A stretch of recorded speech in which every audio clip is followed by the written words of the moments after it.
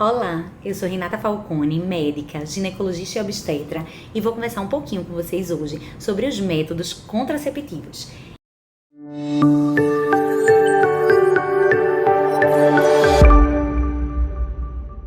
Então, quando a gente vai falar sobre método contraceptivo, as pacientes geralmente perguntam: doutora, qual é a melhor escolha para mim? Qual seria o melhor método contraceptivo que a senhora indica que eu fosse usar? E eu sempre respondo, minha resposta é muito clara, sempre é, o melhor método contraceptivo é uma coisa individualizada para cada paciente, então a gente não tem como generalizar, existem necessidades específicas de pessoas específicas em momentos de vidas específicos e que isso a gente vai ter que pautar diante da necessidade para aquele momento. Então, super importante a gente esclarecer que existem métodos contraceptivos de barreira. Quem são esses métodos contraceptivos de barreira? São as camisinhas masculinas e camisinhas femininas, preservativos super sedimentados, que além de método contraceptivo, defende a gente, protege a gente contra doenças sexualmente transmissíveis. Então, sempre, pessoas necessitam usar métodos que são realmente também de barreiras, não só pensando na contracepção, mas também na proliferação de doenças sexualmente transmissíveis. Isso é um ponto. Outro método importante que a gente fala, antigamente a gente falava muito de método de barreira, que existia o diafragma, que é uma borrachinha onde a gente colocava um gel espermicida e colocava ali no colo do útero da mulher. Hoje o diafragma é bem difícil de encontrar, é um método que a gente não tem tanta facilidade em encontrar, e realmente saiu muito do uso, porque às vezes não acoplava bem, incomodava a paciente, na hora da atividade sexual tinha que tirar, enfim, não era tão legal para a paciente a aceitabilidade, então foi um método que foi saindo aos poucos. Existem métodos também comportamentais. Quais são esses? São os métodos voltados para o comportamento da gente de acordo com a época do nosso ciclo menstrual. Então, eu sei que eu tô ovulando, tô naquele período fértil naquela época, então vou fazer tabelinha para poder a gente realmente chegar naquele momento e dizer assim, aqui eu não vou ter atividade sexual, porque se eu tiver atividade sexual aqui, eu tenho uma chance maior de engravidar. Existe também um método em relação à temperatura corporal. A gente sempre sabe que com a elevação do LH, com a ascensão desse LH, a gente vai ter um nível muito alto de LH estradiol e o corpo da gente aquece um pouquinho, aumentando em torno de 0,5 a 1 grau. Então, na verdade, é um método que você percebe que muitas coisas podem aumentar a temperatura corporal. A ovulação é uma delas, mas assim, tem pacientes que vão medindo a temperatura corporal quando está naquela fase lá bem específica, não, aqui minha temperatura aumentou, eu não tenho mais atividade sexual. Mas é um método também bastante falho, porque várias e várias coisas podem alterar a temperatura corporal da gente. Mas é um método que foi usado por muito tempo também. Outro método que a gente fala são os métodos contraceptivos hormonais. Esses hormonais podem ser pílulas anticoncepcionais, que podem ser pílulas com apenas um hormônio, que são as progesteronas, e pílulas combinadas, que são estrogênios e progesteronas. E aí, por que um método só tem um hormônio e o outro só tem outro? Os métodos combinados, aparentemente, são métodos que têm um índice de PIL, ou seja, quando a gente vai avaliar pacientes no final de um ano fazendo uso de métodos contraceptivos, a gente percebe que no final desse ano, pacientes conseguem engravidar mais quando fazem um método com apenas progestágeno do que com progesterona e estradiol. Mas isso daí, na verdade, é porque às vezes a aceitação da medicação não é tão boa. Às vezes a paciente, ela fica um pouco mais inchada, tem um pouco mais de cefaleia e às vezes ela esquece de tomar. Então, muitas vezes também é pela falha no uso. Então, existem métodos combinados, como eu falei, e métodos com um único hormônio, que seria os progestágenos.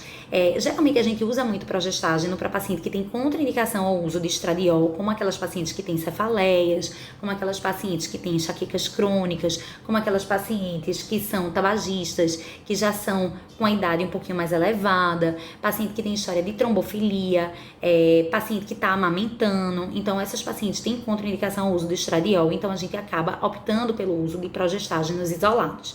Outra coisa também, a gente falou dos métodos orais, né, combinados e só com um hormônio, mas também como método hormonal, a gente também tem adesivos que a gente pode colar em alguma parte do corpo, não precisa estar exposta e tem um índice de proteção muito bom também.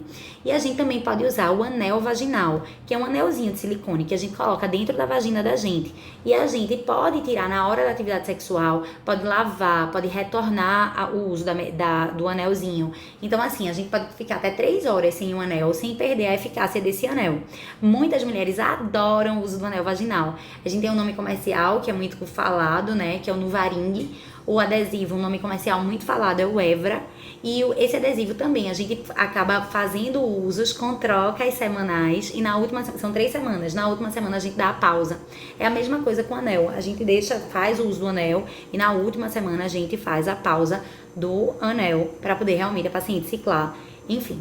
Existem também métodos que a gente fala que são os injetáveis, que existiu a vida toda. Então, ou seja, eu sou uma pessoa que esqueço, eu nem me lembro. Cada vez que passa, os hormônios ficam numa quantidade menor. Então, se eu me esquecer, eu tenho uma chance maior de engravidar. Eu tenho uma chance maior também de ter sangramentos de escape. Então, muitas vezes o método injetável é melhor por mais comodidade para a paciente.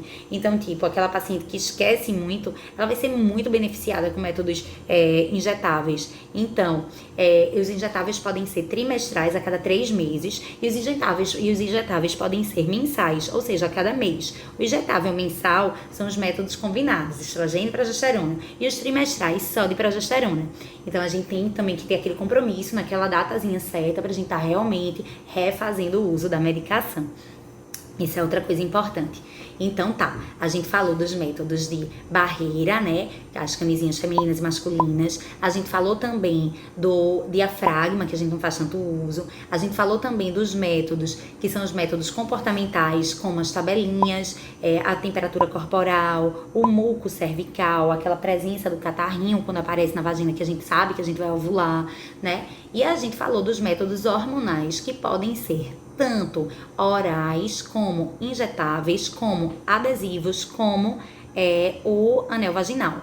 Outros 2 métodos hormonais são o implante, que muitas meninas chamam de chip, e também, que o nome comercial mais usado é o Implanon, e também o DIU, que o nome mais comercialmente usado também, que a gente usa, né, o DIU que existe é o DIU de Mirena ou de Quilena. Então, que são DIUs com levonorgestrel, que é uma progesterona, que vai estar lá liberando esse hormônio. E a diferença maior é porque o DIU de Mirena, além de método contraceptivo, ele também ajuda a bloquear a minha menstruação. Então, aquelas mulheres que são super sintomáticas, que têm muita cólica, que são aquelas pacientes que sangram, que tem um sangramento aumentado, então elas se beneficiam muito do uso do DIU de Mirena, porque 85% dessas mulheres vão entrar no que a gente chama de amenorreia. Então, muitas mulheres acabam optando pelo DIU de Mirena por esse motivo. O DIU de Quilena é um DIU igual de Mirena, só que com a dosagem menor, ou seja, ela vai usar realmente para método contraceptivo e não com o intuito de bloquear a menstruação ou por cólica ou por sangramento aumentado, né? Então, todos esses métodos hormonais, né, foram bem falados. Além desses métodos hormonais, a gente vai ter também, a gente falou de todos eles, e agora adentrando mais no universo do DIU, os DIUs também podem ser não hormonais. Além de Mirena, Quilena, a gente tem o DIU de cobre e o DIU de prata e cobre. O DIU de cobre é o DIU mais antigo de todos, é o DIU que a gente sempre fez muito uso. Só que como efeito colateral, essa paciente tem um sangramento aumentado e tem também cólicas, então muitas vezes a paciente acaba também não aderindo muito ao uso e pedindo para realmente retirar o DIU. É o único DIU que vale 10 anos. Já o DIU de prata é um DIU de metal mais sofisticado e um metal mais nobre, então a paciente tem uma tolerabilidade melhor. Então as pacientes elas conseguem sim aderir melhor e elas têm um grau de satisfação muito alto. E assim, segurança, esse índice de PIO que eu falei, que é para a gente ter certeza, né, da confiabilidade do método, é excelente. Tanto de Mirena, como de cobre, como de Quilena, como o de prata. Então a gente sabe que são métodos muito seguros. Por muito tempo se falou que a mulher, que era uma mulher nulípara, nuligesta, uma mulher que nunca tinha parido, nunca tinha engravidado, ela não poderia fazer uso de DIU. E hoje a gente sabe que isso não é verdade, isso caiu. O que é que a gente sempre pede para as pacientes que querem fazer uso de DIU? Que essas pacientes, elas sejam pacientes com acompanhamento, ou seja, você precisa estar indo para o seu ginecologista pelo menos anualmente. No primeiro ano a gente pede que venha no primeiro mês, com 6 meses e com 1 ano, e depois de forma anual, para a gente estar fazendo culturas de secreção vaginal, a gente tá fazendo exame especular, fazendo ultrassom pra gente ver se esse DIU tá normal posicionado. Enfim, é um acompanhamento do DIU. Então, super, mega importante. O DIU de prata, ele também acaba sendo muito usado para essas pacientes que não podem fazer de forma alguma métodos que são métodos hormonais. Então, tipo, paciente que teve câncer de mama, recentemente eu coloquei aqui no consultório, um paciente teve um câncer de mama triplo positivo, que é isso, super positivo para hormônios. Qualquer hormônio que a gente der para ela é muito ruim para o histórico de doença dela. Então, um DIU de prata seria um DIU excelente. Então, voltando só um pouquinho, o que foi que eu falei? Que esses DIUs, eles nunca eram indicados para pacientes que nunca tinham gestado, e hoje a gente sabe que a gente indica muito, mas a gente precisa ter essa confiabilidade em relação a saber que esse paciente está aderido, né, realmente às consultas e está bem focada, essa paciente está bem focada, mas a gente também sabe que é importante também a gente falar sobre a história sexual daquela paciente. Então, se é uma paciente que tem múltiplos parceiros, se ela tem uma vida sexual mais liberta, com vários parceiros, ela não tem uso de camisinha, de preservativo, então essa paciente é uma paciente que não seria muito elegível para usar o DIU. Por quê? Porque o DIU, ele é um fiozinho que fica ali na sua vagina, que se tiver alguma bactéria, qualquer patógeno, ele vai subir muito mais fácil para o corpo da mulher. Então, aquela mulher que tem parceiro único, que tem uma vida sexual certinha em relação ao uso de preservativos, que não tem essa exposição maior a doenças sexualmente transmissíveis, ela realmente seria uma paciente candidata a fazer o uso do método. Mas se a paciente for uma paciente que não se cuidar do ponto de vista de doenças, ela pode ter 1000 namorados, 1000 atividades sexuais, relacionamento aberto, namorar com quem ela quiser, mas se ela não tiver o compromisso com a saúde genital dela, aí ela não é uma paciente muito eleita para fazer realmente o uso do método.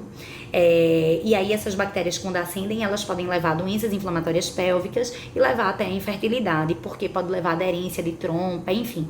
É um caso que não é muito legal pra gente ter. E aí a gente finaliza falando isso, que os métodos a gente viu tudo, né? A gente de uma forma clara e bem direta, mas também de uma forma rápida para poder a gente conseguir resumir em um vídeo. Os métodos contraceptivos, eles existem há muitos anos, eles vêm para tornar a vida da mulher, essa liberdade sexual muito melhor, porque a gente sabe que antigamente a mulher ela só tinha atividade sexual para procriar, e hoje a gente sabe que a gente tem atividade sexual porque a gente quer ter prazer, porque a gente quer ser liberta, porque a gente quer conseguir controlar o momento da nossa fertilidade. Então, tipo, tenho meus 18 anos, tenho meus 20 e poucos anos, tenho os meus 30 e poucos anos, tenho os meus 40 anos e não quero engravidar nesse momento por A, B ou C motivos. Então, eu consigo ter a minha liberdade para eu controlar meu corpo, para eu poder conseguir conversar com o meu corpo e para dizer, não, nesse momento eu não quero engravidar, né? Então, esses métodos são métodos que trazem também muito esse conforto para essa mulher, para que a gente realmente jogue essa mulher aí para poder ganhar o mundo e não ter realmente a sua vida sexual atrelada à gestação. Então, métodos comportamentais, métodos de barreira, métodos hormonais, métodos não hormonais, enfim, você escolhe o melhor método para você, conversa com seu ginecologista e vocês juntos vão lá planejar como é que vocês vão realmente fazer isso para o bem, né, da sua fertilidade, feminilidade e enfim, é isso. Muito importante, minha gente, vocês continuarem sempre mandando as dúvidas, falando dos temas que vocês gostariam de ouvir. Eu falei muito sobre isso porque eu sei que tem muita menina que me segue, tem muita adolescente com início de vida sexual, tem muitas mulheres que já têm filhos e que não querem engravidar novamente. Então, por isso que esse tema foi contemplado. Então, deixa aí o like, comenta, compartilha pra gente poder estar o tempo todo trazendo mais material e mais conteúdo para vocês. Beijos e até a próxima!